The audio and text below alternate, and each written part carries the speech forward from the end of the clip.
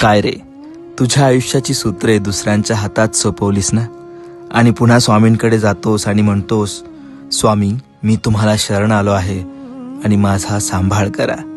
अरे राजा, जर आयुष्यात आपल्या कोणी मालक म्हणून असेल ना, तर तो केवळ आपले स्वामी आहेत. आपल्या आयुष्यात आपली आई म्हणून आपली स्वामी आई खंबीरपणे उभी आहे. आपल्या पाठीशी बाप म्हणून त्याचाच आधार आहे. आणि तो आणि तू काय वेगळा आहे का रे? एक आत्मा, एक जीव, एक कृपा, स्वामी कृपा. स्वामी ओम मनापासून बोल.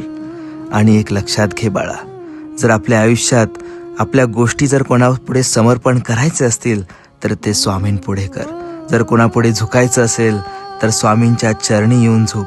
कोणापुढे हात पसरायचे असतील तर स्वामींच्या प्रार्थनेसाठी स्वामींसमोर हात पसर. तुझ्या आयुष्यात कोणतीच गोष्ट तुला कमी पडणार नाही.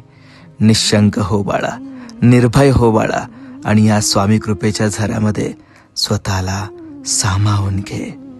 श्री स्वामी समर्थ.